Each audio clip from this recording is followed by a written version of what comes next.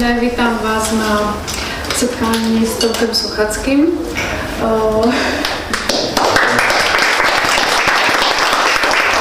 Dnešní přednáška bude o tom, jaké jsou shody a rozdíly těšinského nářečí na polské a české straně Těšinského Slezska.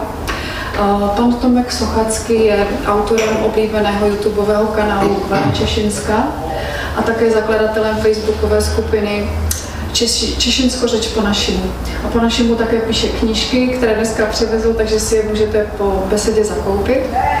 Já bych ještě využila této příležitosti a pozývám vás, nebo zvu vás na 2 nejbližší akce z cyklu Žijeme po našemu, což bude beseda s Břetislavem Snášilem, dědou na Kolobrndě, a v současné chvíli taky domlouváme s Danutou Chlupovou besedu na ty nejnovější knížku Třetí terapie. A nyní předávám slovo panu Tomkovi Sochackému a přeji vám hezké odpoledne. Děkuji pěkně. Moji roztomilí, kapka mě značí z internetu, z kačky z YouTube'a, kačky z Facebooka. Będę rządził po naszemu. Po naszemu tak się rządzi na wschodnim brzegu Olzy, bo musicie wiedzieć, że, a isto wiecie, że tu steloce są i tutaj, i są tam za Olzą. Czemu tak je to wiemy? Więcej jak 100 roków temu nas podzielili. Panoszkowie, co w ogóle nie znali tej sytuacji, jak tu je. Są my tacy kapkę pomieszani, bo mój strażnik się urodził w Łazach, kole Orłowej.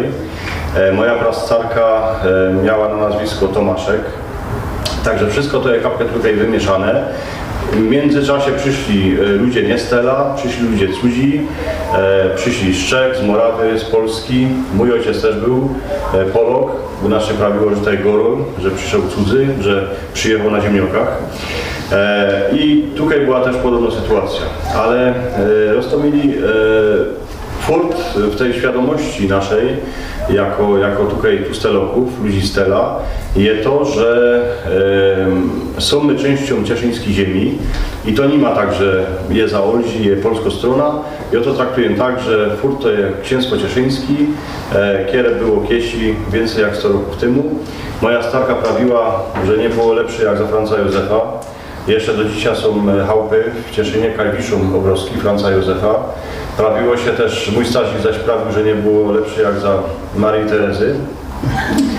A to była prawda, bo wiecie, hańdobnie jak moja starka mi wyrządzali, no to tutaj na ziemi cieszyńskiej była dość wielka swoboda. Nigdy my nie byli pod zaborami, bo wiecie, że Polska była pod zaborami. Jak Polskę brali pod zabory, to ten zabor już tu był, rakuski. A moja starka i ci starzy ludzie prawili, że lepszy było za Austrię jako za Starej Polski. I faktycznie to było tak, że jak było to księstwo cieszyńskie, jakby byli w kupie, jak nie było jeszcze Zaolży, nie było polskiej strony, no to było tak, że byli my tutaj wszyscy pospołu i wszyscy my tutaj żyli.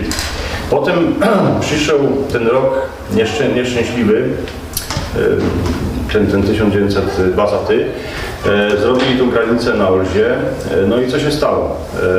Był synek, kiedy mu się podobała działka, jeszcze za wojnę jak służył przy wojsku, chodził na Zolity do Lesznej, synek Strzyńca, no a potem narósł się, dziwo się, a je granica.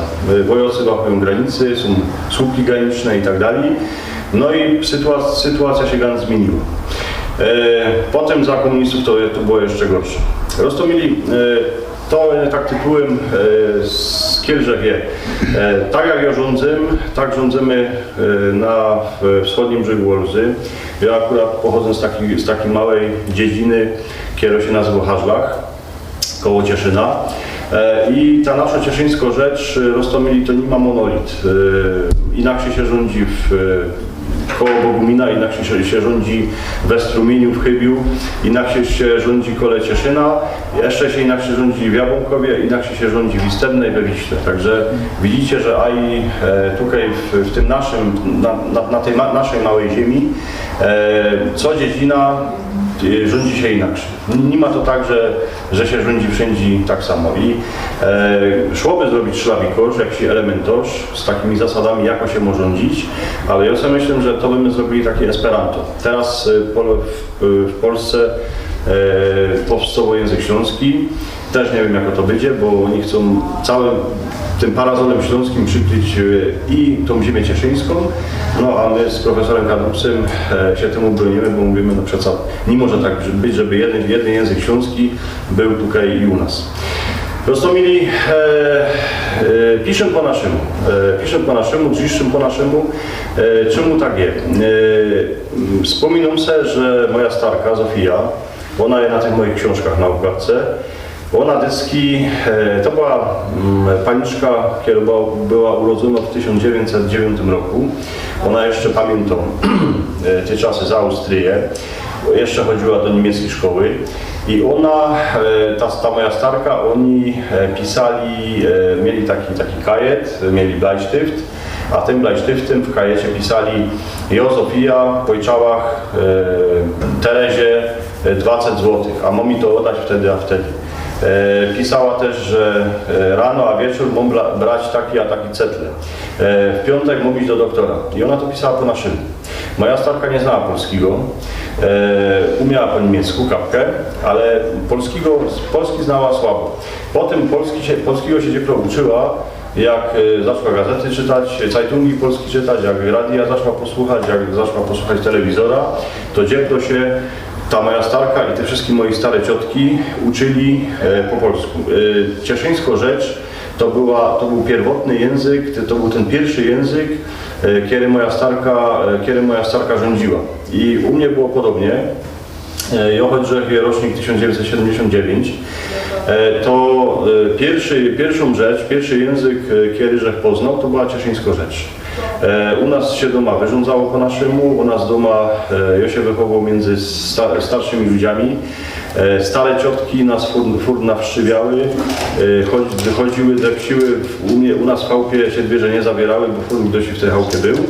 I te ciotki rządziły po naszemu. Moja starka rządziła po naszemu i ja prawie, że to wycyckał z mlekiem matki tą cieszyńską rzecz. I tak jak moja starka pisała po naszemu, tak potem po rokach, jak mi było 28 roków, no to że chcę to wszystko wspomniał i sobie myślę, teraz ja spróbuję pisać po naszemu. No i zacząłem pisać taki najprzód krótkie teksty, potem że zacząłem pisać taki coraz dłuższe. Zacząłem opisywać i tradycję, i kulturę tutaj ziemi cieszyńskiej.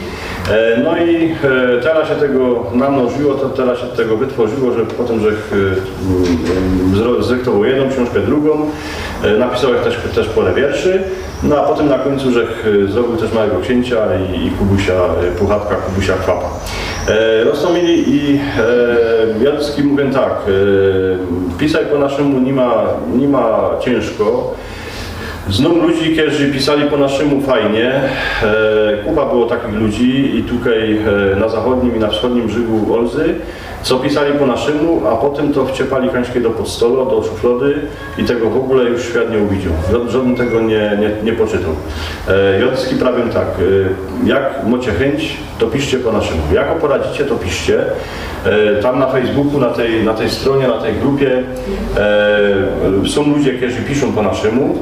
Jednemu to idzie lepszy, drugiemu to idzie kapkę gorszy. Zależy wiele tego języka polskiego, jak ten język polski tam mieszał. No, profesor Kadrubiec by stwierdził, że zachwaszczo tą naszą cieszyńską rzecz.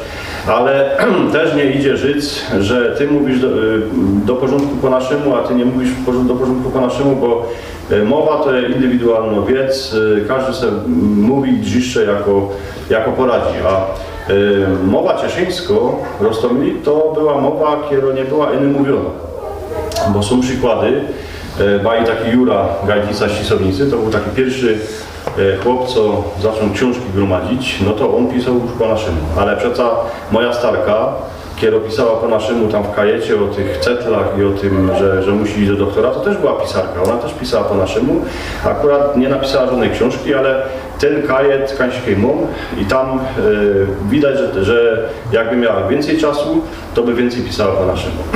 I Rostomili, ja robię akurat, mam to szczęście, że robię w Pietrowicach u Karwinej, robię tutaj na zachodnim brzegu Olzy i mam kontakt z ludźmi, z Tustelokami, z Karwiny, z Bogumina, z Szynca i tak dalej. I umiem sobie porównać tą cieszyńską rzecz, jak ona wygląda u nas, jak ona wygląda u was. I ja wam powiem tak, u nas, znaczy po naszej stronie powiedzmy, tam na wschodnim brzegu, ta cieszyńska rzecz więcej zanika, bo ludzi jest coraz więcej gańba, co by rządzić po naszemu. Tu na zachodnim brzegu Olzy, a gor tutaj w Trzyńcu i tutaj w tych dziedzinach, ta cieszyńska rzecz będzie dłuższy, przetrwa dłuższy, bo ja sobie myślę, że możecie się ze mną nie zgodzić, ale ja sobie myślę, że cieszyńska rzecz to będzie taki wyznacznik polskości. Czyli młodzież nie będzie mówić tak dobrze po polsku, ale będzie mówić po naszemu, a to, że mówię po naszemu, to będzie taki przejaw mojej polskości. I tak zaczyna być. I to jest fajne, bo ja sobie myślę, że język polski jest piękny, ale z drugiej strony podziwiajmy się na cieszyńską rzecz. Cieszyńską rzecz, podle profesora Brücknera, to jest język Rejów i Kochanowskich, czyli cieszyńską rzecz, którą rządzimy teraz, to jest język, który był na terenie Polski w XVI-XVII wieku. Czyli możemy rzec, że ta cieszyńska rzecz to jest taki relikt, to jest to, co zostało z tej polszczyzny z XVI a XVII wieku. Jak się podziwimy do słowników starożytnych, no to kupa takich zwrotów i wyrazów, które my używamy teraz, tam w tych słownikach jest. I roztomili, ja sobie myślę, że różnice są między tą rzeczą tutaj. Te różnice z kiedy się wzięły? No wzięły się z tego, że powstała ta granica, że my są pierwsze po czechosłowackiej, a teraz po czeskiej i po polskiej stronie. I to jest normalne, że do tej cieszyńskiej rzeczy wlazują słowa tu z czeskiego, a tam u nas z polskiego. A ja chcę to tak kapkę odtworzyć, tą cieszyńską rzecz, jako to było, zanim się to zaczęło bohemizować i zanim się to zaczęło polonizować. To znaczy, ja tą cieszyńską rzecz tak odkopuję kapkę, odgrzebuję i ja chcę po prostu ludziom pokazać, jako to było 450 roków temu, ale po tej stronie wschodniej, na wschodnim brzegu. Tutaj na zachodnim brzegu macie fantastycznych ludzi, co pisali. No, teraz taką współczesną, no to pani Ewa Szczerbowa, ona tu miała być z nami, nie poradziła przyjść. To są ludzie, którzy oni jeszcze pamiętają, jak ta cieszyńska rzecz brzmiała, była, jaką ona była jeszcze tam 50-60 roków temu. I roztomili cieszyńską rzeczą idzie wyrządzić wszystko na świecie, wszystko co jest koło nas. Jorzech pisał tego Kubusia Puchatka, tego Kubusia Kwapa po naszemu i bołek się, miałeś strach, że nie znądym słów w naszej cieszyńskiej rzeczy, co by tą książkę napisać, ale się okazało, że nasza cieszyńska rzecz jest tak bogato w słownictwo, my sobie ani nie wiemy, wiele jest słów i idzie tą naszą cieszyńską rzeczą naprawdę opisać cały świat. Mamy taki językowy obraz świata przeogromnie fajny i ja sobie myślę, że szłoby i Biblię napisać po naszym, bo tych wyrazów jest tyle, my już tych wyrazów połówkę albo 60% nie używamy. Ja jak chcę coś tutaj, chcę ludzi kapkę tak nie nasmolić, ale kapkę ich do myślenia zmusić, no to tam z tego słownika wyciągnę jakieś słowo, no i potem się mnie pytają, co to znaczy. Ja sam nie wiedział, że takie słowo funguje, ba i ten kwap, no kwap po naszemu to jest puch, no a Kubuś kwap, no bo Kubuś puchatek, nie? I chcę, żeby ludzie też te słowa używali. Ja na przykład się przyznam, że ja długi czas nie używał słowa bezmala. Bezmala, czyli podobno, a potem się mi to słowo tak spodobało, że teraz go używam dość często. Słowo gor, czyli zwłaszcza, też go używam furt.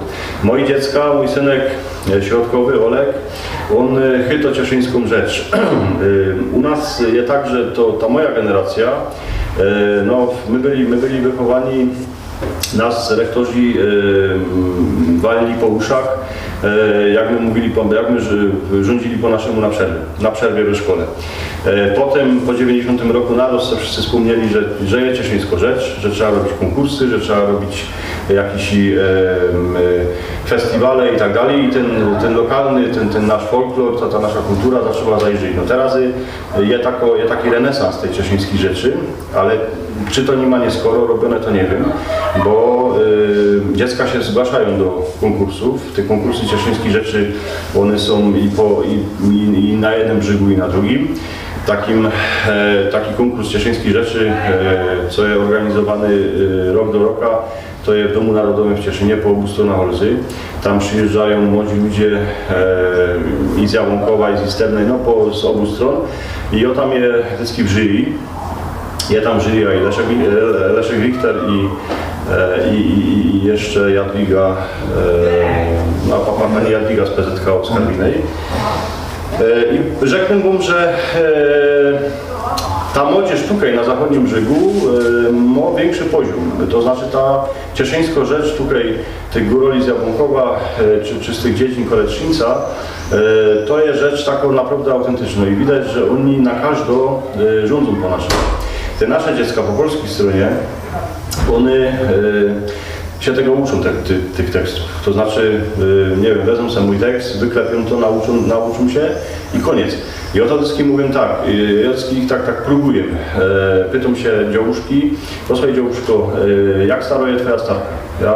Albo jak mu na miano twój jest. No i tak pytam, jeśli oni faktycznie na każdą mówią po naszemu, albo oni się tego tekstu wyuczą, no żeby na tym konkursie się zaprezentować. Ale te dziecka wasze, to znaczy wasze, no tam tutaj z zachodniego brzegu, one mają większy poziom i widać, że tutaj ta cieszyńska rzecz, tą cieszyńską rzeczą się mówi na każdą w chałupie.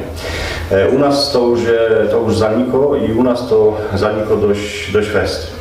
I z tego się mi zda, że ja mówię tak, jak poradzicie, jak macie opowogę, to piszcie po naszemu, bo za 10 roków, za 20 roków ta nasza generacja będzie miała 50-60 roków. My już są prawdopodobnie ostatnią generacją, kiedy rządzi po naszemu, albo przedostatnią generacją, kiedy rządzi po naszemu, a potem to już będzie inne szczątkowe i ta nasza cieszyńska rzecz, ona będzie fungować, ale będziemy mieć książki, będziemy mieć słowniki, będziemy mieć na YouTubie jakieś zapisy, co Sochacki drzistą, a na każde się już po naszemu rządzić nie będzie. Także ja mówię i tak i mówię to tym moim kamratom i kamratkom, niech was nie będzie gańba rządzić po naszemu na każdo, w konzumie, w wecyrku, na gminie, w urzędzie.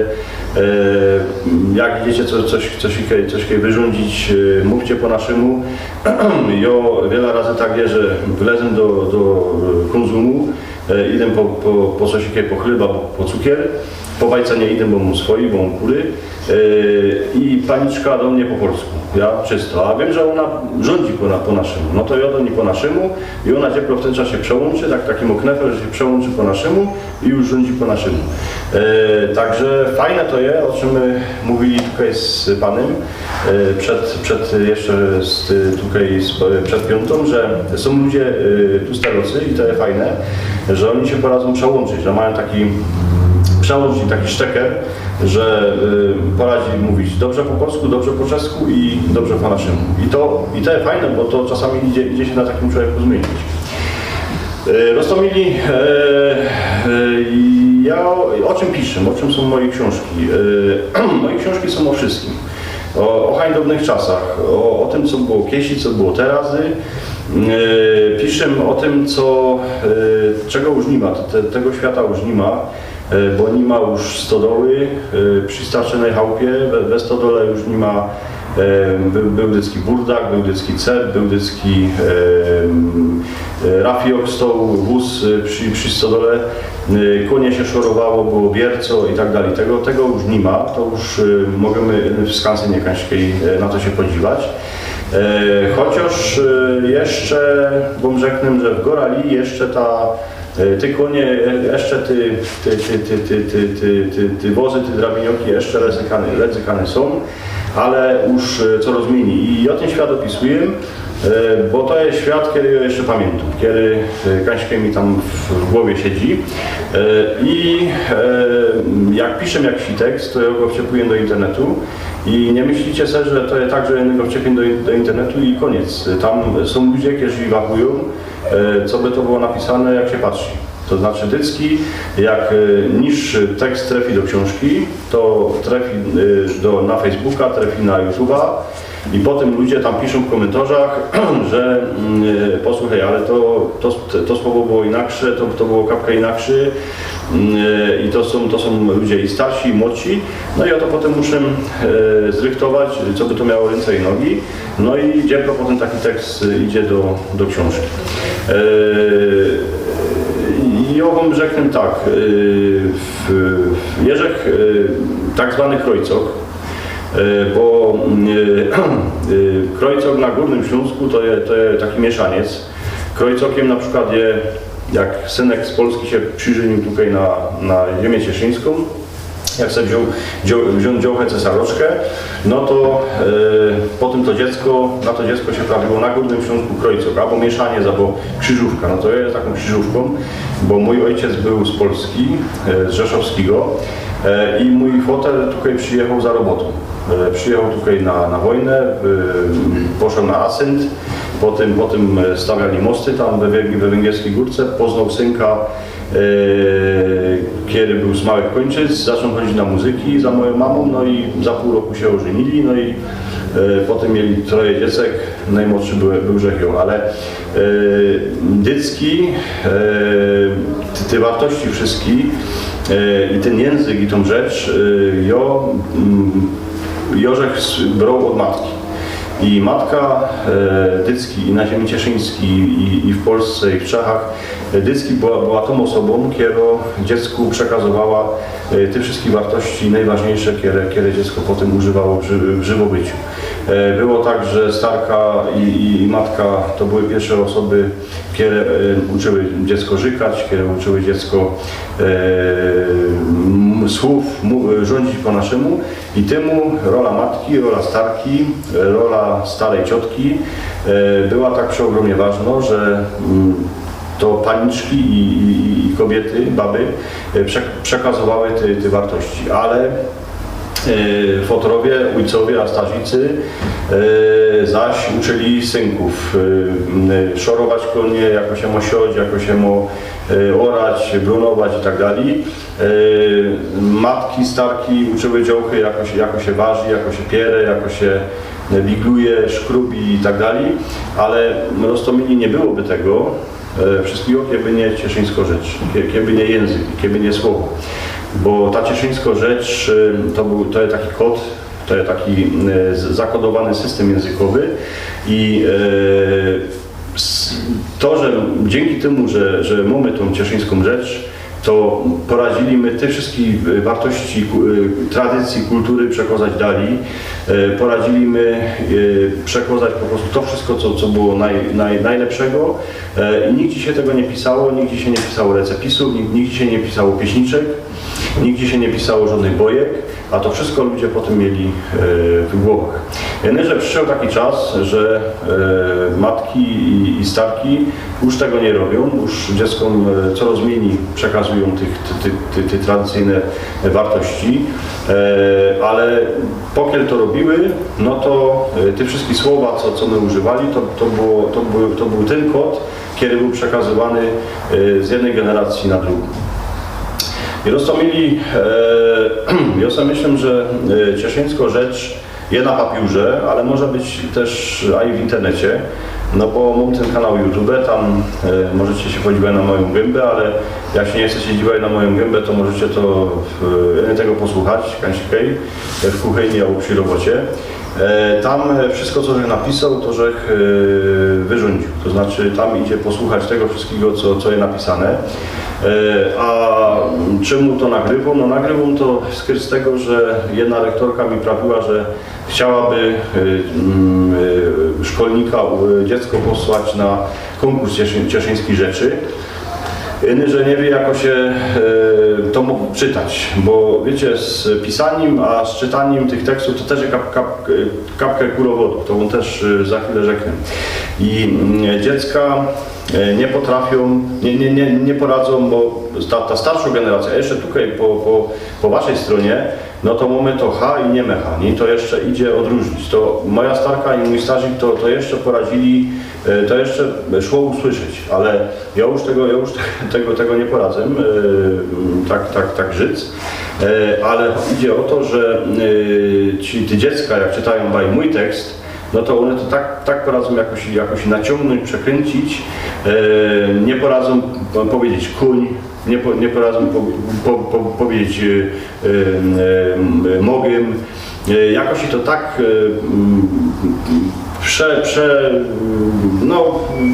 ganz inaczej przerobiają. No i ta lektorka mi prawi, niech pan pyty, nagrajcie tam jeden tekst, drugi, trzeci. Tych tekstów się nagromadziło, tych odcinków, tych filmów 560. Idzie to wszystko posłuchać na YouTubie. No a dziecka nie rządzą po naszemu i one te teksty przerabiają po swoim. No i potem jak taki boroczek co się wyrządza na scenie po naszemu, no niby to po naszemu, ale nie ma to po naszemu, bo tamte końcówki jednak są takie ściśnięte. I to jest potem pytanie, czy lektorka jest stela, czy nie ma stela, bo jak lektorka jest stela, no to jeszcze to dziecko poradzi jakoś i tam murzyc po swojej prawisz to źle. Ale jak lektorka nie stela, no to ona już nie poradzi temu dziecku pomóc. I roztomili je na Górnym Śląsku, je alfabet, co górnoślązacy zrobili. Oni sobie zrobili swój alfabet taki ze specjalnymi literami. Ja akurat piszę i używam liter łacińskich, które są w alfabecie polskim, bo mi się zdaje, że to jest lepsze do poczytania jako taki alfabet z tymi roztomanitymi literami i tak dalej. Żaden mi jeszcze nie prawił, żeby tego nie poradził poczytać. Szłoby to pisać z tymi literami, które są w języku czeskim. To by dać ukłon w kierunku tych ludzi, co nie znają cieszyńskich rzeczy, a chcieliby poczytać to z tymi znakami czeskimi. Kiedyś, że się pytał profesora Kadłubca, czy by to było dobre. Profesor stwierdził, że byłoby to dobre, no ale żaden się tego jeszcze nie podjął. A to by było fajne, żeby po prostu nie pisać tymi literami, co są w polskim, ale pisać te wszystkie litery z tym z czarną. Ja co myślę, że cieszyńska rzecz po naszej stronie jakoś żyje swoim życiem. Widzimy, jak to będzie. Tutaj na zachodnim brzegu Olzy ta cieszyńska rzecz będzie żyła dłuższy, a kiedy język umiera? Język umiera w ten czas, jak się przestało tym językiem rządzić. To znaczy, jak my nie będziemy rządzić po naszemu, no to język będzie umierał. Jak będziemy nim rządzić, no to on będzie żył. On będzie kapkę ewoluował, on się będzie zmieniał, będziemy tam dokładać nowe słowa, bo nie ma można, żeby my rządzili tak jak nasze starki, a prastarki. Jakby tu stanęła teraz moja starka, która by miała teraz już 16 roków, no to ona by ganz inaczej rządziła jako ją. To nie ma tak, że my z generacji na generację kopiujemy to. My ze swoich wiedzy dokładamy, ale jednako ja w tych moich tekstach czasami tam odkopuję, odgrzebuję jakieś starożytne słowo i go tam styrczym, żeby to słowo żyło. I ostomili język to jest, znaczy pisanie to jest jedna rzecz, a drugą rzecz przeogromnie ważną, kierują się na cieszyńskiej ziemi już coraz zmieni też kierują się robi coraz zmieni, jest śpiewanie. Na cieszyńskiej ziemi dyski tak bywało, że jak było po robocie, to się zaśpiewało. Śpiewało się przy robocie, śpiewało się po robocie. Ja pamiętam, że tutaj u was też i to jeszcze pamiętacie, że były szkubaczki, to się baby, no paniczki się schodziły, dyski u jednej paniczki, co miała działkę na wydaniu, trzeba było służyć z ogłowki, pierziny i tak dalej. No i odski pamiętam, że te starki i stare ciotki rzekały, ale potem jak się im polowało ważonki albo jakieś dobre gorzałki, to zaczęły śpiewać. Czyli to było taki dwuetapowy. Najpierw się rzekało, potem się śpiewało. Ale to śpiewanie to było tak, że to było spontaniczne. Te starki nie miały żadnego śpiewnika, nie miały żadnego tekstu. To było tak, że to co miały w głowie, co miały zasłyszane, to śpiewały. I te pieśniczki, one furt żyją.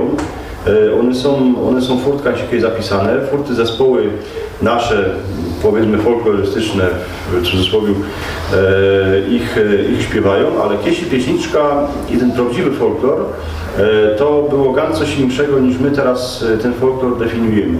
My teraz definiujemy, no się zdarza folklor, to w ten czas jak się zespół wylezie na scenę i zaczną tańcować, śpiewać.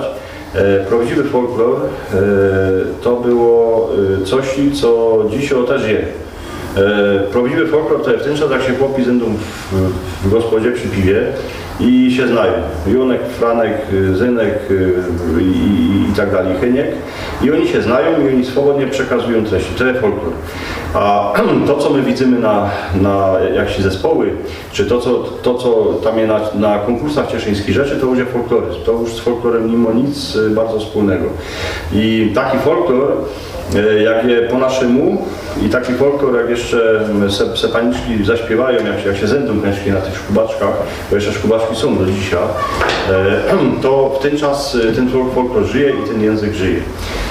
I moi roztomili, my teraz ciężko by nam było się cofnąć kańczki tam ze 40 albo 50 roków temu, żeby mogli żyć, nie wiem, bez telefonu, bez telewizorów. No ale teraz sobie przedstawcie, że kiedyś tak ludzie żyli i ludzie tak fungowali.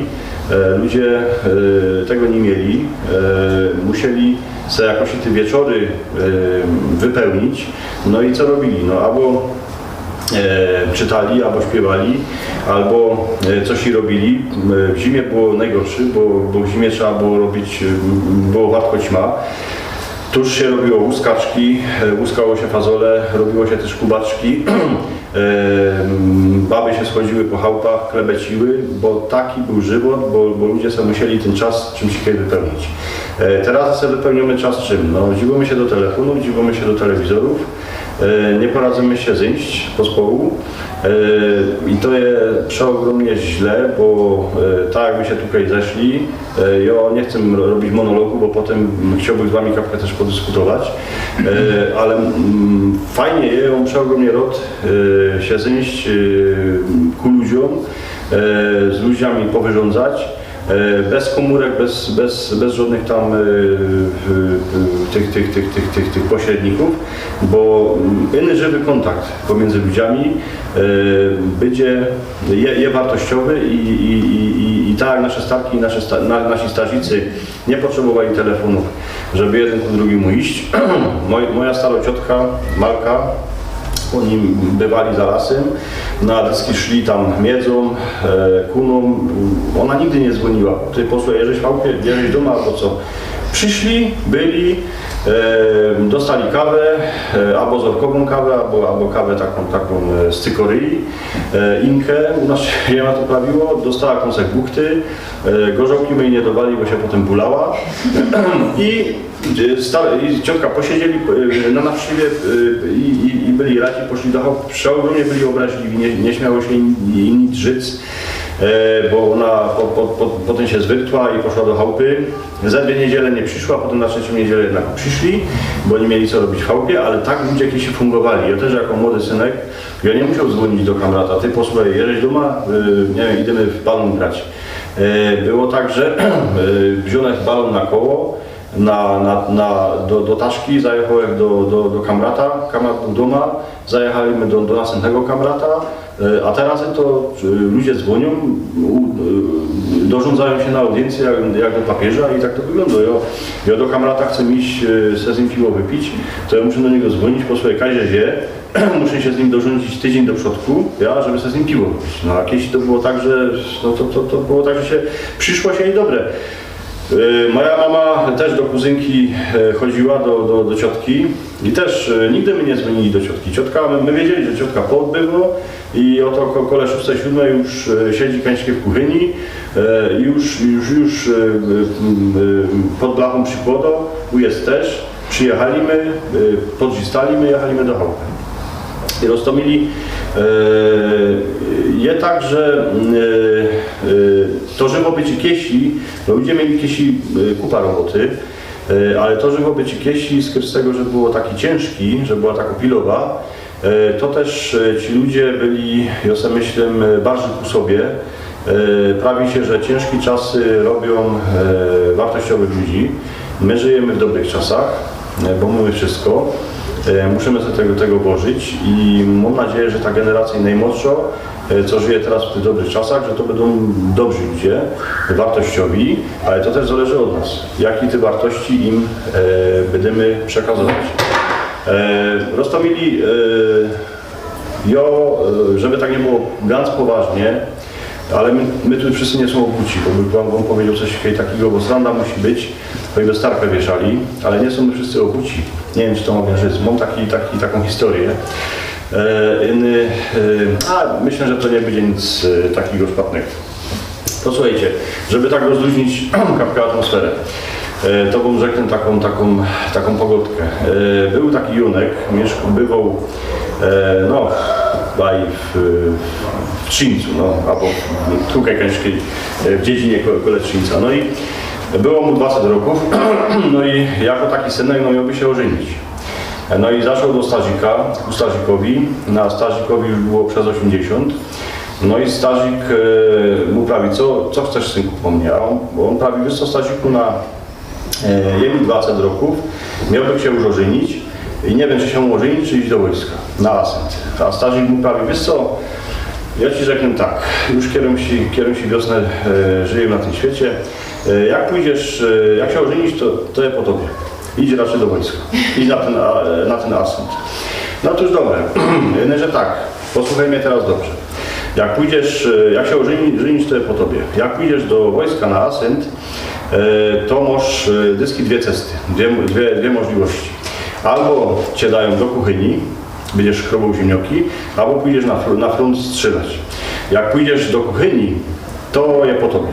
A jak pójdziesz strzelać na front, no to zajmiesz dwie cesty. Albo cię zabiją, albo cię odeślą spadki do chałupy.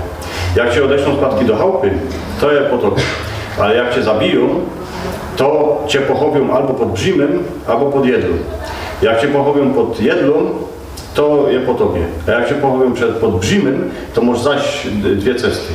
Albo zgnijesz, albo cię wykopią i cię wezmą na piłę. I na tej pile, jak cię wezmą na tą piłę, to możesz zaś dwie cesty. Albo z ciebie zrobią papier, albo z ciebie zrobią drzewo na hajcowani. Jak z ciebie zrobią drzewo na hajcowani, toś przepot, bo cię spolą zgoresz i tego. Ale jak z ciebie zrobią papier, no to zaś masz dwie możliwości. Bo mogą z ciebie zrobić papier do haźla, albo papier taki, co dziecka piszą we szkole. Jak z ciebie zrobią papier, co dziecka piszą we szkole, to je po tobie. Ale jak z ciebie zrobią papier do haźla, to zaś masz dwie możliwości. Albo cię powieszą w chałupie, w haźlu, albo cię powieszą w haźlu na Bahnhofie, na dworcu. Jak cię powieszą doma, to je po tobie. A jak cię powieszą na Bahnhofie, w haźlu, to możesz dać dwie możliwości, bo cię mogą powiesić albo w chłopskim haźlu, albo w babskim haźlu. Jak cię powieszą w chłopskim haźlu, to je po tobie. Ale jak cię powieszą w babskim haźlu, to zaś masz dwie cesty, dwie możliwości. Albo cię użyje starka, albo cię użyje młododziołcha.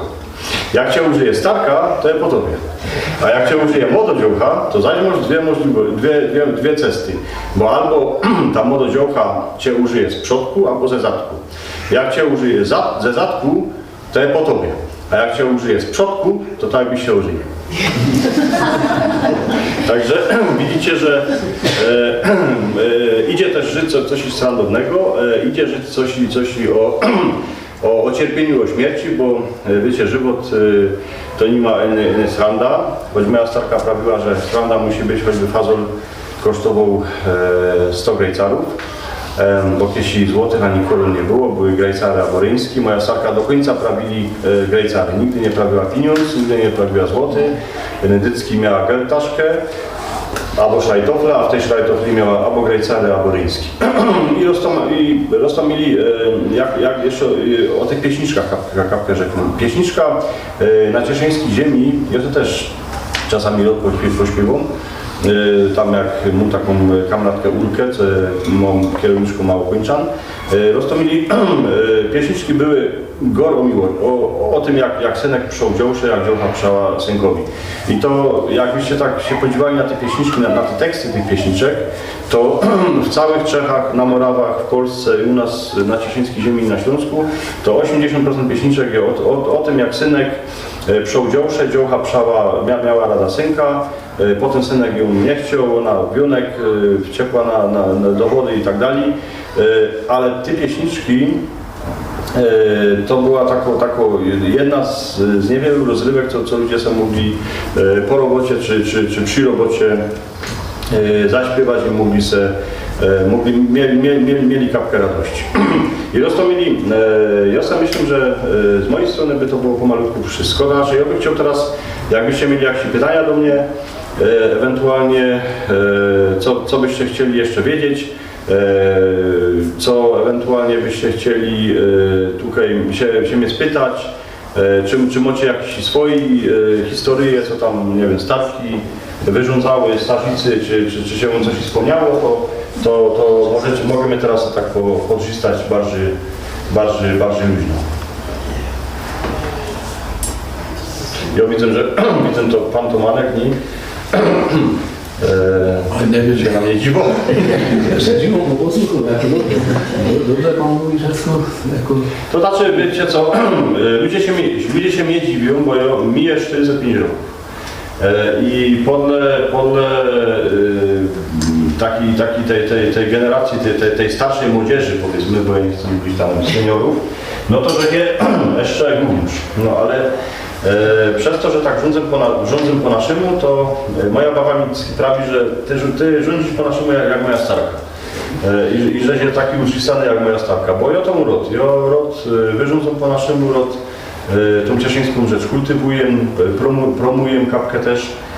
No i przez to, że tu stoję przed wami i dziszczę po naszemu, no to znaczy, że ja sprawiam, że ja kapkę taki żywe muzeum, że mam te słowa schowane i ich po prostu prawię jak trzeba. No bo faktycznie ta nasza cieszyńska rzecz to jest taki kapkę muzeum, bo my tam powiemy te słowa, które już praktycznie żaden nie używa. I takie słowo jak bezmala, jak gor, jak szorować konie, wierco, no to są słowa stare i te słowa już za chwilę żaden nie będzie wiedział ani co to jest. Są słowniki, cieszyńskie rzeczy, ale ja wam rzeknę, że inne żywe słowo jest wartościowe. Bo to co jest napisane to już nie ma takie fajne jak to co się rządzi, to co się prawi. A jeszcze tak na koniec mi taką myśl przyszła, że mówi się, że my inny mówimy, nie? Ale my nie mówimy, my mówimy, rządzimy, prawimy, dziszczymy, fulimy, bulczymy, bałszymy,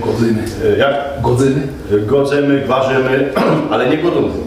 Bo godają na Górnym Śląsku. Także ja to prawie, że u was można nie, bo u was się tego nie używa na zachodnim brzegu, ale na Górnym Śląsku ludzie na Górnym Śląsku ludzie godają. Jak kiedy godo, to znaczy, że nie ma stela, on je tam stela. I też to, że ta cieszyńska rzecz je tako, a nie inkszo, to bym rzekł, je wynik tego, że przeca w przeszłości kiedyś hańdowni, tutaj były wojny, bo była i wojna 30-letnia i tak dalej. Wojocy dreptali po naszej cieszyńskiej ziemi, Rakuszanie, Niemieccy, Ucherscy. Ja bym rzekł taki nazwiska jak Kaiser, Schneider, Koch, czy tam jakiś, ja nie wiem, jeszcze są, jakie są jeszcze niemieckie tutaj nazwiska u was można wymienić, ale w każdym razie wszystkie słowa, które używamy, Reiferschuss, to wiecie, tutaj Knefel, Betondeka, Ordeka, Schlauch, to wszystko są słowa, które tu nie były kiedyś. To wszystko przynieśli ci wojocy, co tu przyszli i oni, jak się wojok, jak się Austriok, Rakuszan ożenił w wziące cysaroczkę, no to potem te słowa on nie umiał po naszemu, no to jak coś nie wiedział, no to prawił, że to jest mantel, że to jest knefel, Reiferschuss i te słowa się ludziom spodobały. No i te słowa wlazły do naszej cieszyńskiej rzeczy i ją kapkę zakwaściły, jakby to powiedział profesor Kadubiec, ale z drugiej strony ją tą cieszyńską rzecz ubogacił, bo teraz Reiferschuss czy werk, czy szachta, czy szola, to są normalnie słowa, co używamy i to nie ma nic, szorować konie tak samo. To są normalnie słowa, co wlazły do cieszyńskich rzeczy i są też takie słowa, co się na nich prawi Ausdrucki. I Ausdruck to jest słowo, które funguje w jednej dziedzinie. U nas jest taka dziedzina Dębowiec, to jest dziedzina dalej Kajowybór. To tam jest takie słowo, że dziołcha jest sztyberno. A sztyberno dziołcha to jest dziołcha taką kapkę no, koślawo, tako co chromie i tak dalej. I to jest takie słowo, co funguje i na tej dziedzinie. Także przebogato jest to naszą cieszyńską rzecz. W każdej dziedzinie się inaczej rządzi i niech tak zostanie i nie ma co robić. To jak ja piszę, to ja sobie piszę po swojemu, żebyście tego nie brali, że tak musi być. Wyście są z rozmaitych dziedzin miast. Każdy sobie mówi po swojemu. Język polski jest jeden, niby tam zasady, język czeski też jest jeden, ale mowa jest każda z osobna, jako my rządzimy. Także nie ma co, nie wiecie tego, że to co ja piszę, to tak się rządzi. Tak się rządziło u nas w Małych Kończyc. I ja to pamiętam, tak się rządziło 400 roków temu w Małych Kończyc. Ja tam się urodził. Ale już w Próchne, już w Zydrzydowic, już we Skoczowie, a i we Wiśle, i w Jabłonkowie już się rządziło inaczej. A pan mówi strasznie podobnie, jak się mówi w Jabłonkowie. Że ludzie nie poznał, że pan jest polski. Nie poznał. Fakt na to. Wie pan co? To mało kto tak mówi, jak pan Tomasz z Polski, tak pięknie po naszym. No nie, jako że to Ja weszło identyfikować, że jest polski. Ale tukej, kapkę, to są nazwy, ja bym powiedział. Znaczy ja bym rzekł tak, no tak. Jakby tutaj postawić moją starkę, albo moją starą ciotkę Lalkę, to ona by rządziła tak jak ją. Czyli ja przez te roki, bo ja już piszę po naszemu od 2008, to już przez tych 16 roków ja już też wyrobił taki styl i mówieniu, i pisaniu, że ja odkopał te starostne słowa i ja chcę po prostu być taki po prostu, no, jako to rzec, chcę być oryginalny, no. Chcę być oryginalny, chcę rządzić tak, jak rządzili moja starka. Masz tę kapkę taki archaiczny, nie? Nie to archaiczne, bo wie pan co, ja panu rzeknę tak, jak mi było 10 roków, to te starki zaczęły umierać. Umrzyła moja starka, stare ciotki i tak dalej. Jak mi było 16, to umrzyli starzik. Że mój starzik mówili po naszemu.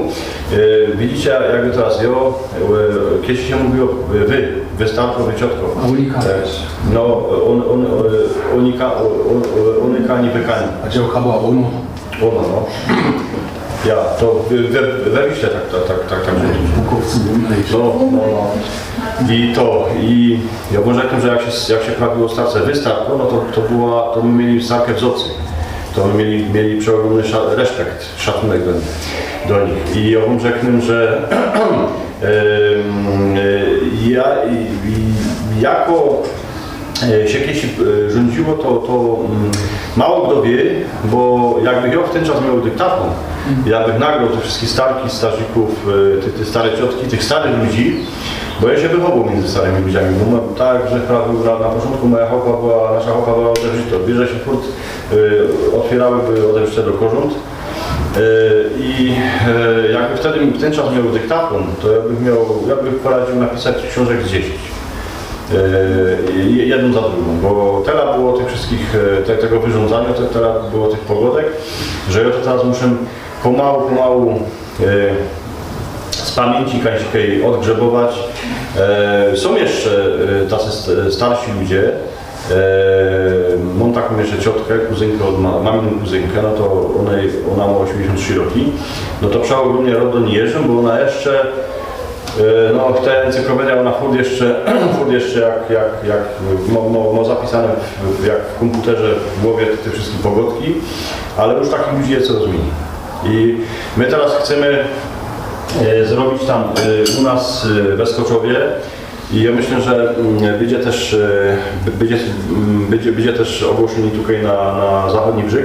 Chcemy zrobić pierwszy na ziemi cieszyńskiej konkurs Cieszyńskiej Rzeczy dla kapkę starszej młodzieży, to znaczy do ludzi 60+, 65+, no, tak.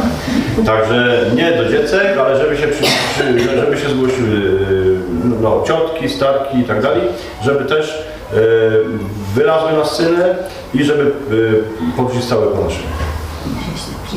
No, możecie się zgłosić, możecie się, będzie to na jesień, bo u nas jest Dzień Seniora, w Polsce jest Dzień Seniora jakoś końcem 9 miesiąca, a początkiem 10 i chcemy zrobić to tak, żeby też ta starsza młodzież też wylazła na scenę, bo dyski się to robi do dziecek, a czemu nie zrobić takiego konkursu do osób już takich starszych? No, niech też starki, starzyki i ciotki powyrządzają po naszym. Už kupy se traci z tej věci, bo když to i německý slova a tak dále, pan Tománek dobře ví, jak čubuda verku zpěvat, Lohaj se nehrají a tak dále. Jo, ve verku, jak je robil, tedy zažil takovou správnou srande, že já nevěděl, že bylo třeba vybíjat dychtunky, že do magazínu a právě teď už ona tam byla na brigádě, to Sperie. Že bych potřeboval Lohaj 23. Děvka se ztratila, že to bylo běžné. Kde bylo i 20 minut, za 20 minut přijde právě to mi můžete powiedzieć, že teď je robač.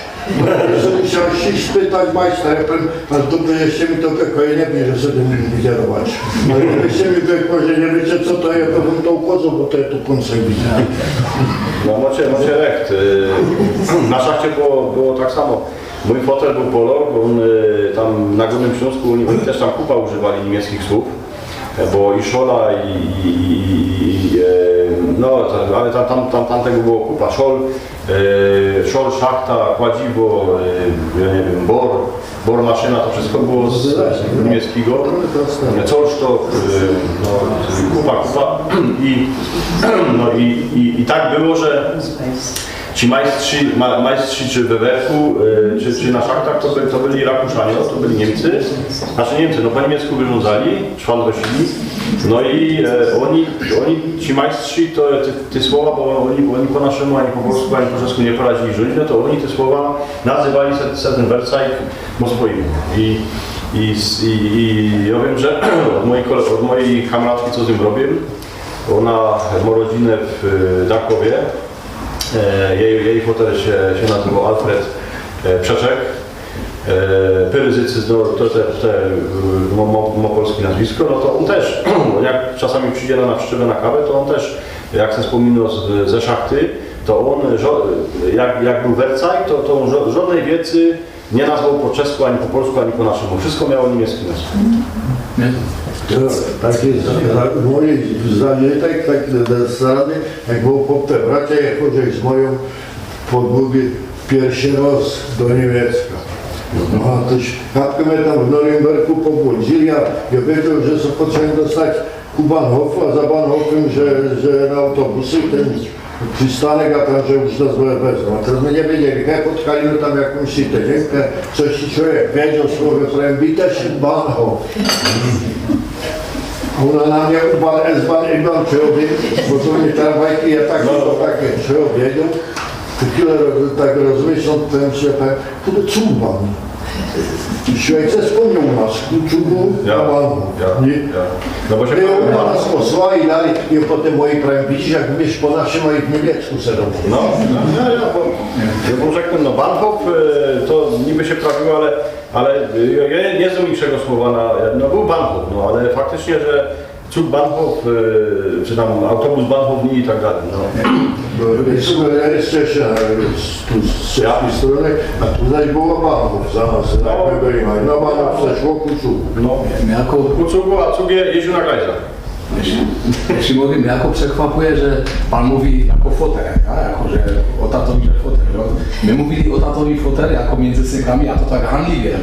Tata co, że będziesz fotel, tak mi Macierek, fotel, wiecie co, mi też na to bojo ojcowski dążek też przerobił jako chałupa fotrów, a faktycznie ja wam rzeknę, że potem mnie się zdarzył profesor Kalubiec mi prawi, ale Tomek, posłuchaj, fotel to się prawiło na ojca tak kapkę, no tak kapkę, no nie było w tym nic z ocy, to znaczy fotel, no to tak żartobliwie, jak kiedyś chciał sobie zrobić srandę z ojca, ale faktycznie to ja wiem, że stara ciotka prawili tacik, ojciec, tata, ale się prawił ojciec, no, także to było to. No, a ten fotel, no to Macierek, to więcej fotel się używało na Górnym Śląsku i potem na to, widzicie, to nie tak, że człowiek się uczy furty, jak coś napiszę, to ja może rzeknę, że mam kupa recenzentów, gdyż je taka paniczka, ona we Werku robi,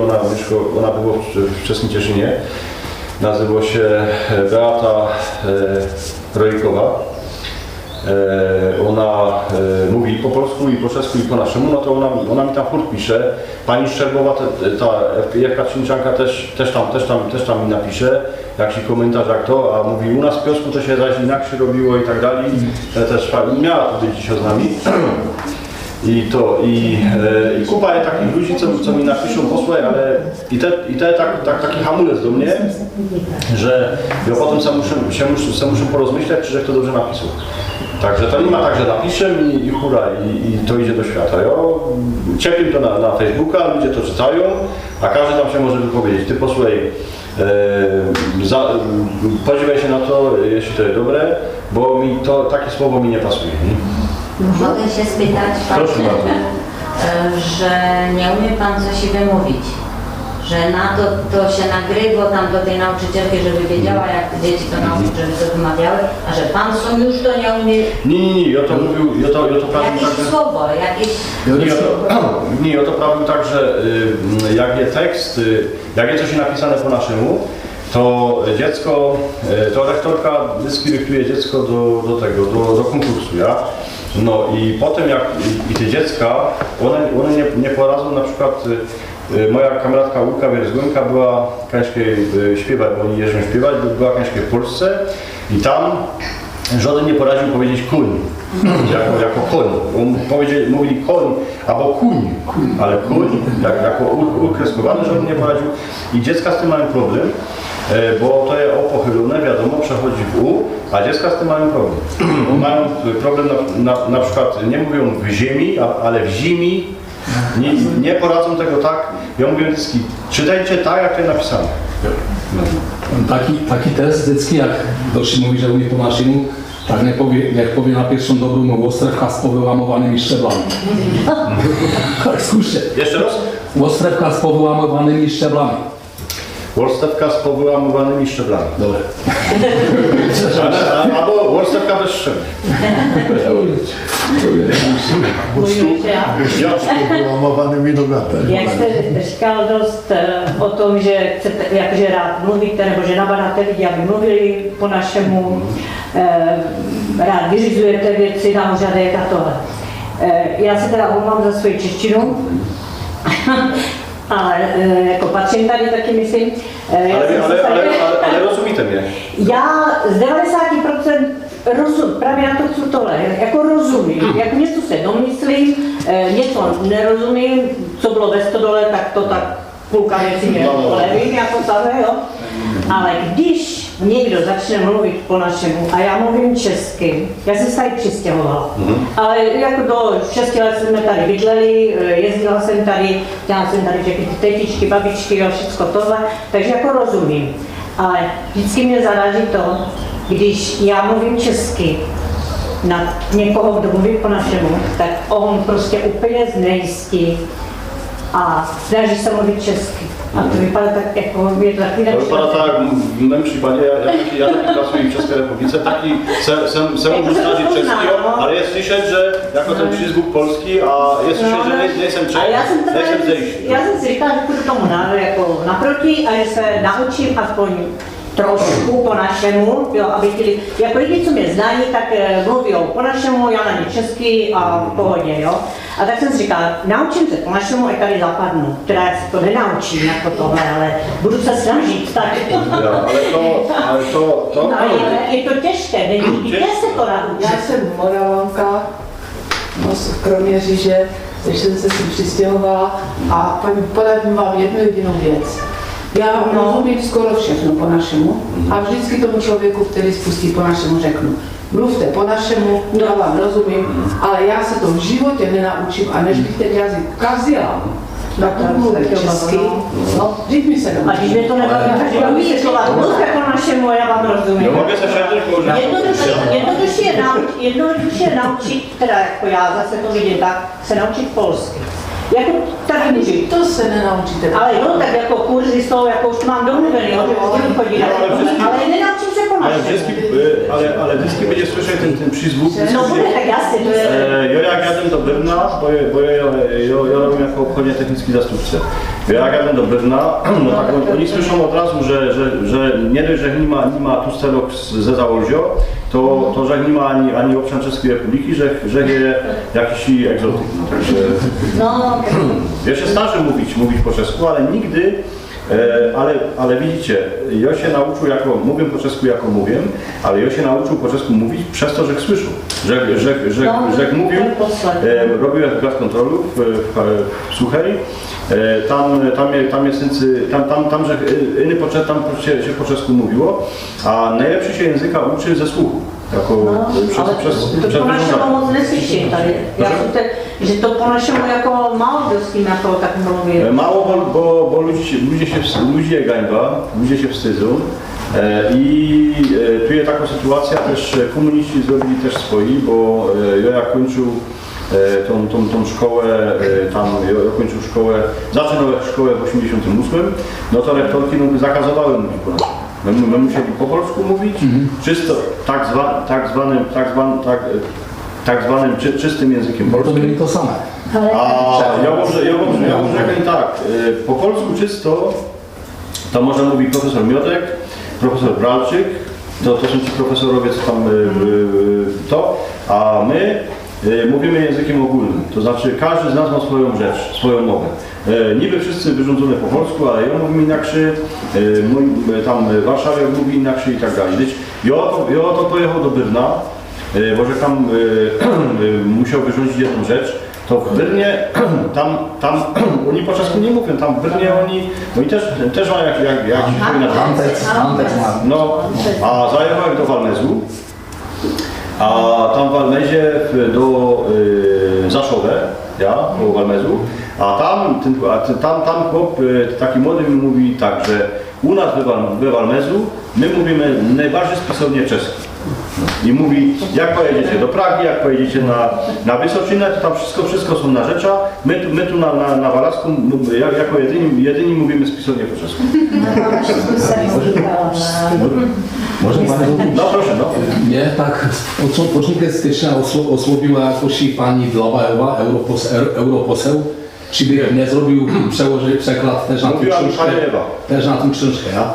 Jo, se počul českou, polską wersję, kurník to neoře. Jako tam byli překładał tego Boha Dušiteľa, taky to jako da.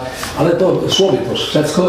Potem mi pani Ewa mówiła, że jeszcze to napisał, a on se dostał ku jakiemuś dalšímu wątku z tej książki a powiem, no to nie moc se to przekładał, bo by to napisał tak samo jak. Tam je widzieć, że wy macie z tym czeskim kupa kontakt, jako tutaj na tym, jak wy mówicie po naszemu. To Polok, kiedy nie ma z czeskim kontakt, by tak nie mówił po naszemu. Wiecie co, bo cieszyńsko rzecz to jest rzecz, w której są słowa z czeskiego też, cesta, bezmala, no kupa takich słówek, co jest z czeskiego języka, ale czy to zaś jest z czeskiego języka, to zaś mam takiego kamrata Staszka Biłkę, on nie jest z Wędryni, ja? A on prawi, że Komenski, co robił ten czeski język. Nie był to ten starosta kiedyś? Nie, ten co robił język czeski, jak się nazywał? Komenski, nie? No to ja, ale tego Biłka. Ale to dupło ten czeski język, bo ja to tak mówię, sorry, bo się okazało, że ten język czeski faktycznie czerpał ze starego języka polskiego, także nie idzie żyć, że język czeski, język polski. Był język prasłowiański i z tego języka prasłowiańskiego pochodzi współczesny i czeski i polski, także Dobrawa, jak przyjechała do Mieszka I, tam 1000 roków temu, to się dorządzili. A czemu się dorządzili? No bo mówili podobnie, bardzo podobnie. Jeszcze, jeśli możemy? Ja proszę. My jako tą kapelę Blat, my gramy po naszemu. A my se skamračili obu na wojnie jako w Czechach, Hradci Králové, a tam se strašně moc zrozuměli s východňarami. Potem my se poznali s taką grupą mloci z Prešova a oni kvarili tą šarišską ja. Takže my se s nimi strašně moc rozuměli, bo to je jako, i když my mluvíme po našim, oni mluví po slovensku tím šarišským, jakýsi tím nářečím a podobně. Hutorom, ja. A my se s nimi rozuměli tomu, bo ja to potom jako zpětně tež zjistil, že oni tam keši patřili jako Lubovňa, Prešov, pod Królestwo Polskie, a tam je strašně kupa podobných slov. Jako používame my, či východňári a my. Takže my se s nimi jako skolegovali po tými vyměnné Východňári tam druží tam.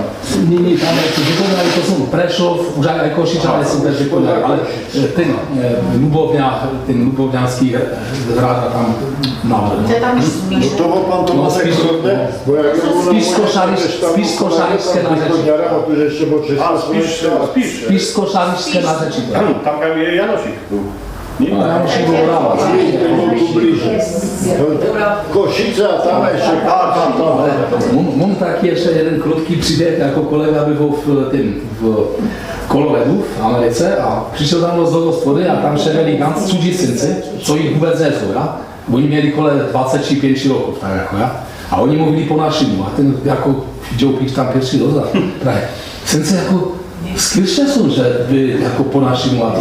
A my právě jsou jako tu z Coloradu a tak. Ale napište se kaj narodili, no jako tu v Americe a právě s kým tak dobře po našemu.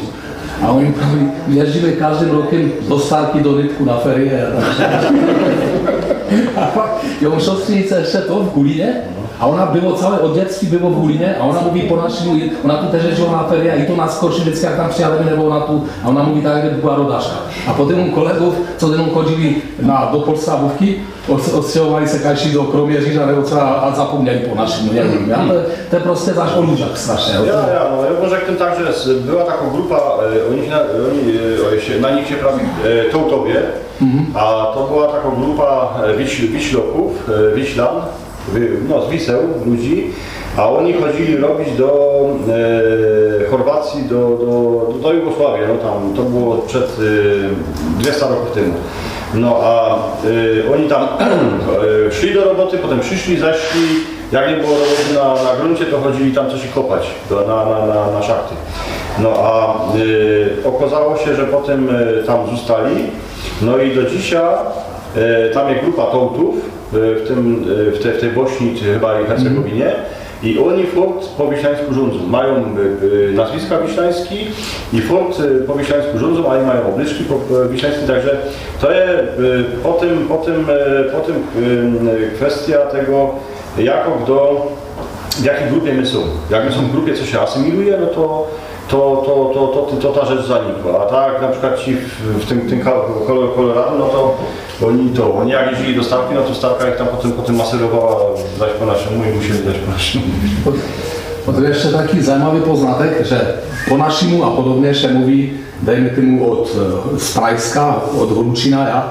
A idzie to, przechodzą to potem przez Kysucki, tam też mówią po našemu, až do tych, jak są pianiny, ja? Oni tam też śpiewam Góra Lučičine, že tam to po Gorolsku jako godali, nebo gazum, nebo jako to. Ale je zajímavé, že Jeselníky a Dali, tam už prostě ta polština, jako tam už to nezasahuje. Nie, bo tam jest Sudety, że? Bo tam są ziemie odzyskane, to znaczy to jest tak, że tam była akcja Wisła, bo to jest tak, że no przed II wojną światową i Wrocław i Dolny Śląsk, tam byli Niemcy. Ja? A potem, nie wiem czy widzieli film Sami Swoi, Kargula i Pawlaki, polski.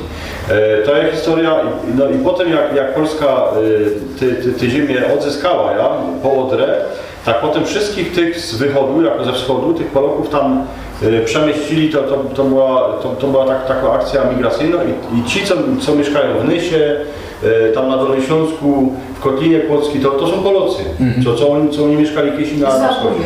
Zabuga, no. Także oni nie będą po naszemu, ani żadnymi dialektami. Także my tu najlepsze wiecy, najciekawsze wiecy siedzyckie robią na pograniczach. Bo pogranicze jest daleko od Warszawy, daleko od Pragi, a jak się w Pradze coś zrobi, a w Warszawie jakąś nową rzecz, nową wiec, to niż to dojdzie kuną, to tak jak fale są. Jak się ciepnie kamień na wodę, to ta fala, kuną przyjdzie taką malutką fala. I Pomruczku, dziękuję Ci, że żyjemy na pograniczu, bo żyjemy naprawdę w ciekawym, na ciekawej ziemi i w ciekawym rejonie. Mě to ten jeden kamarád z Jeseníku, on mi to vysvětloval, že ještě to nepoměšalo ta řeč, jako ta polsko s tím českou, tak to tu je u nás, jako, že to je ta dvara, tymu, že tam byli jako Sudety a že tam byli Němci. A to byl ten blok, přes který to nepřešlo. Tak, u nas było podobnie, bo u nas była księstwo cieszyńskie od XIII wieku fungowało jako księstwo już albo pod Austrią, albo pod Czechami.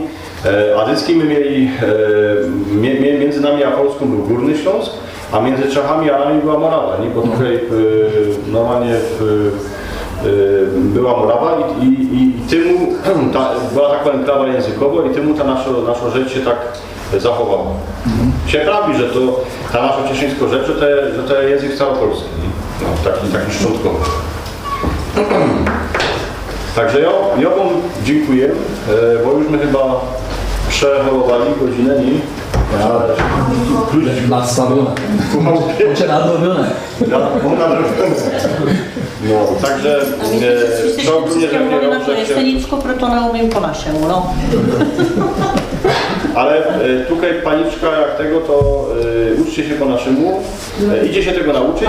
Aspoň co druhé slovo, ale na mnie robią. Ja wam powiem, bo to się po naszemu się uczy jak cudzej rzeczy, jak cudzego języka. Idzie się tego nauczyć. Ja się tego uczył, jak był mały, ale to się idzie nauczyć. Bo mój fotel też był z Polski, a nauczył się. Starší lidi jako mluví, jako tohle, zlomné, teď už rozumné, takže to tam jako ti staří lidi jako mluví, opravdu, já na ně česky, tak oni mě zase znají, jako když jsem tam byla malá. Je to tak tohle, no. Ale mám sestru, 2 roky starší a jezdili jsme stejně tady na prázdniny, za rodinou, všechno tohle. A ona ona jede jak tohle, ona už jak se blíží od Ostravy, ona je teda z Hradce Králové, už roky a roky, a jak přijíždí, tak ona automaticky to přepne a už mluví po našemu, já česky, ona teda po našemu, pak jsme sestry, no. Mój ujec, jeszcze wam rzeknę tak, mój ujec z ciotką, ujec brat od mojej matki i siostra mojej matki, studiowali we Wrocławiu, a w Polsce studiowali. No a wiecie, jak cuk ze Zybrzydowic jeździł przez Prówną, przez Chybi, a potem do Drogomyśla, do Czechowic. Ja? A Czechowice były nasze, a Dziedzice już były w Małopolsce. Tak samo Bielsko było nasze, Biała była w Polsce. Ostrawa też jest Śląsko i Ostrawica nasza granica, a Frydek wiecie też, że był nasz, a Mistek był morawski. No a oni jak już przyjechali do tych Czechowic, to do Czechowic rządzili po naszemu, a jak już potem za Czechowicami przejechali cugiem, to już po polsku. To na takie pewno. A Panoczek chciał się coś... No i chciał powiedzieć, jakbyś jechał do Pragi kiedy. No. Chcecie se pomodlić po naszemu, zajedźcie se na Wewrow, za arcjopaty, z siostrunkiem, a ty pomówisz po naszemu rok, mówić za... A Prażacy się będą dziwić. Proszę? A Prażacy się będą dziwić. Po jakim... No oni się już nie dziwią, bo oni... No Prażacy się będą, dziwić się będą, nie, jako będą, będzie... To było tak, że biskup, nasz już zmarł biskup Lotkowic, jak był święcony na biskupa, byliśmy tam dziesięciocy, fulaliśmy po naszemu, oni się tam dziwali Prażacy, no to już polowcy, bo to już oni No. A przyjechał siostrzenek, już go tak kapkę znali, jako bo już tam był jakiś czas, to jeszcze nie opatrzył na teorię, znali go, przyszedł między nas, też tak mówił, co to jest za jakiego. A Lotkowic, choć był Czech od Polska, ale on tu był Frydek, Jabłonkow, Pocieszyn, też się nauczył po naszym. Wylosowy biskupa też tak mówił, umieli na raz jak Ja też jak że jeździł do ulica do Warszawy, bo mój wujec kiedyś był we Warszawie, bywał we Warszawie, teraz już umrzył, teraz w lato, my go pochowali, to jakże jeździł do ulica, to my też, a on chciał, żeby co by z nim wyrządzał po naszemu, to my jak my jechali w tramwaju albo w tym metrze, to my wyrządzali po naszemu, ja, a jedna paniczka się nas pyta, skąd jesteście panowie, bo mi tak wygląda, że jesteście gdzieś z krajów bałkańskich. Także no, to jest taka egzotyka po naszemu. No, ja też jakbyśmy zajechali do Pragi, a zaczniemy wyrządzać po naszemu, to by też Prażacy by nie wiedzieli skąd my są. No piszano, co jechali z Metaliki, a teraz na przykład próbował do kupeszka i na ławu i spali. Teraz panowie, co si dáte? A ten jeden chce zbudził, a tak kurwa mě sushi. A ten drugi mě to sushi. Tak ona mi přinesla 4 balíky tego sushi. Ale to naszemu też, no tak? Nie wiem, bo jest w czeskim języku takie słowo fliczki. Jak Fliczki, albo bloczki, nie bloczki. Bloczki. Ale fliczki nie ma. Jako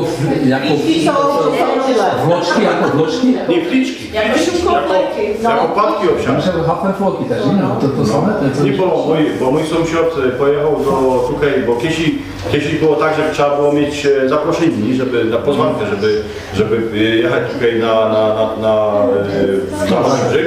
No i moja ciotka, to było, jak jechali na Wiesieli, my mieli jakiś taki traktor, nazywał się Dzik. A to był Dzik, to był taki traktor jednoosiowy, a do tego była przyczepa.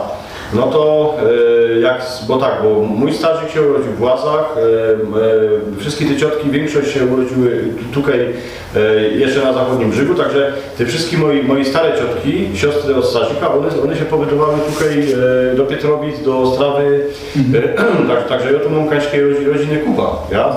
Także ja tak jedną nogą na Zaolziu, a drugą nogą tutaj po polskiej stronie, bo ja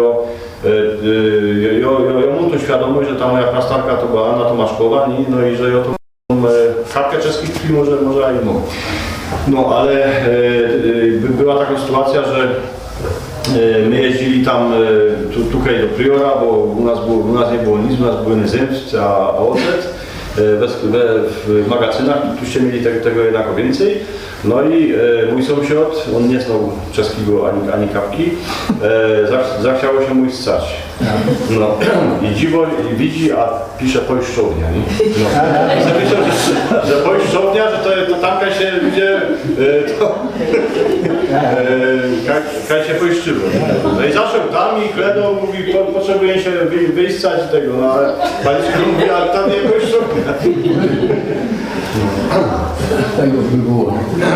A potem jak my jeździli przez granicę, no to zyski się brało stare budki się wciepowało do kosza, obuwało się nowe budki, to się tak szmuglowało przez granicę, a kiesi kopali po tych taszkach i tak dalej. To moja ciotka Dyski miała taki sposób, żeby co by nie kopali, kupowała najbardziej zżałe tworuszki. Jakie były we sklepie. Ale to już były takie tworuszki, ona jak był hyc, to ona jeszcze dawała, albo ich brała do chałupy, tam ich jechała na oknie, a potem z tymi tworuszkami jechała zaś na czeską stronę, a potem jak celnik ich chciał macać, to otwierała te tworuszki, a oni celni, dobrze, paniuszko, jedźcie. Także taką sanda też była. My jako uczni się narzucili za stękami z Ostrawy, nie? A oni nie umieli po naszemu, a ten chłop był tam po prostu jako z wysokich pieców. Ty skoczyli do kantyny po 10 deka bursztu, a dwa rożki. A on przyszedł z 10 deka bursztu, a 2 różki. Po najpierw to tak żało. No, tak to było. Człowiek zistać prosto do rana. Jak będą tu przynieśli jakie dobre gorzałki, to my przystali. Bo jak ci beczkę piwa, to do rana. Przykulali to Jeśli to tu kliona powoli dziś do nocy, ale ja sobie myślę, że będziemy pomalu kończyć, bo paniczki to już są mi do chałupy. Już są robią przez czas, jak to się mówi. Także ja wam ogólnie dziękuję, żeście mnie pozwali, a dziękuję, żeście przyszli mnie posłuchać. No i kapkę my tutaj podrzystali po naszemu, no i rządźcie po naszemu, uczcie się po naszemu, rządźcie po naszemu, rządźcie ze swoimi dzieckami po naszemu, bo Cieszyńsko rzecz jest szumno, piękno. To jest podstawa, platforma naszej ustalańskiej kultury. No, dziękuję bardzo.